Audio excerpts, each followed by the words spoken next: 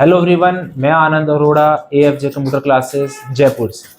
जैसा कि अभी तक मैंने सूचना सहायक से संबंधित काफ़ी हद तक वीडियोस डाले, जिसमें कैंडिडेट के काफ़ी सारे क्वेश्चंस जो मेरे द्वारा पूछे गए थे उनको मैंने वीडियो के माध्यम से बताया है।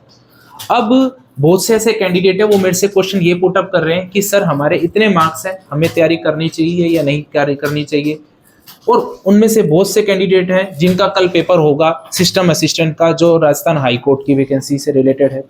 तो आज मैं इन दोनों भर्तियों को मर्ज करते हुए कैंडिडेट की जो सोच एक्चुअल होनी चाहिए मेरे अकॉर्डिंग, वो मैं आप लोगों के साथ में साझा करने जा रहा हूँ। वो कैसे और कौन से ऐसे मार्क्स हैं जो कि बोनस मार्क्स हैं, दोनों भर्तियों के अंदर टाइपिंग में क्या डिफरेंट है, और कब तक टाइपिंग टेस्ट इसमें हो जाएगा, पहले कौन सी भर्ती के अंतर्गत ज्वाइनिंग मिलेगी, ये सारी चीजों का जवाब है वो मेरे अकॉर्डिंग मैं आप लोगों को देने वाला हूं। जो अभी तक मैंने इतनी भर्तियों को फेस किया है वो सारी चीजें इन्हीं के अकॉर्डिंग होगी। सबसे पहला वो ये कि क्या टाइपिंग में कोई डिफरेंट है दोनों में? जी जरूर। सूचना सहायक जो अधीनस्थ के द्वारा है उसके अंतर्गत जो टाइपिंग है वो केवल क्वालिफाई नेचर है, लेकिन जो राजस्थान वाली भर्ती है, राजस्थान हाई कोर्ट के अंतर्गत जो सिस्टम असिस्टेंट की भर्ती है, उसके अंतर्गत जो टाइपिंग टेस्ट है वो क्वालिफाई नेचर ना होकर मार्क्स बेस है, और वो मार्क्स मिलेंगे आप लोगों के स्पीड के आधार पर। अब आती है मुद्दे की बात कि कितनी की स्पीड हमारी होने पर हमारे पूरे मार्क्स हमें मिलेंगे, और हमें कितना टाइम मिलेगा वो पूरे मार्क्स लेने के लिए, या कितना टाइम हमें लगता है। तो सबसे पहले बात करें, इसमें आपने देखा होगा कि आप लोगों की जो मिनिमम की स्ट्रोक मांगे गए हैं वो 8000 की स्ट्रोक है। तो आप तरीके से चलिए कि कितनी स्पीड बनेगी। 8000 में आप लोग 5 का भाग दीजिए तो आपके सामने निकल की वैल्यू आएगी 1600। 1600 में आप भाग दीजिए 60 का, 60 यहाँ पे मिनट है जो कि 1 घंटे में होते हैं, तो आपके निकल के आएगी 26.66। यानी अगर आप 26.66 स्पीड लेके आते हैं तो आपके मिनिमम मार्क्स आएंगे। फुल मार्क्स लाने के लिए आप इसको कैलकुलेट करके चलिए, लगभग 2.5 से गुना करेंगे तो आप लोगों के सामने जो स्पीड निकल के आएगी वो आपकी निकल के आएगी 67 के लगभग स्पीड। और 66 की स्पीड लाने में लगभग 5 से 6 महीने का टाइम हमारा लगता है। तो बात आती है कि अब हमें कितना टाइम इसमें मिल सकता है।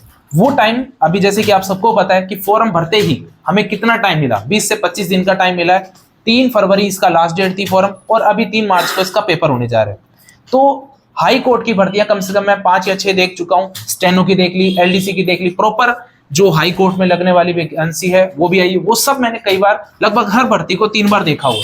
तो उसके अनुसार मेरा जो आइडिया कहता है कि इस वैकेंसी का रिजल्ट आप लोगों का आएगा मार्च एंड तक, और जो टाइपिंग टेस्ट और एफिशिएंसी जो टेस्ट है वो आप लोगों का मेरे अनुसार हो सकता है अप्रैल के एंड तक।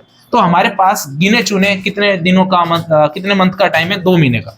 तो सबसे पहले मैं अभी भी कह रहा हूं, आप लोग कट ऑफ पे ध्यान मत देना। क्यों? क्योंकि अगर आप लोगों ने कट ऑफ पे ध्यान दिया और आप लोगों ने वेट किया तो होगा ये कि कम से कम आपके पास 1 महीने का टाइम मिलेगा, तो आप केवल पास ही हो पाएंगे, और यहाँ पे कैंडिडेट अपने बोनस मार्क्स छोड़ देगा। वो बोनस मार्क्स कौन से?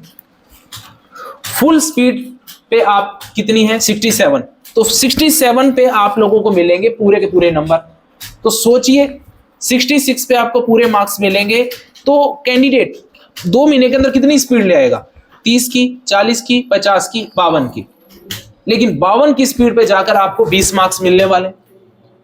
तो आप सोच के देखिए कि 52 की स्पीड लाने में कितना टाइम लगता है। तो आप लोग हाई कोर्ट एलडीसी का पूरा रिजल्ट डाउनलोड करके देखिए ऑफिशियली वेबसाइट से कि इतने दिनों में कितनी मार्क्स। अधिकतर कैंडिडेट के 50 में से मार्क्स आ रहे हैं 35, 40, 41, 35, 40, 41, 42। जो कैंडिडेट 1-1 साल, 1.5 साल से 6-6 महीने से टाइपिंग कर रहे हैं, उन्हीं लोगों के कैंडिडेट्स के पूरे मार्क्स आ पाते हैं। अगर कोई इंस्टीट्यूट आपको ये कहता है कि पूरे मार्क्स इतने दिनों में आ जाएंगे तो वो संभव नहीं है। 35 से 40 मार्क्स जेन्युइन है जो कि पॉसिबल है टाइम के अनुसार।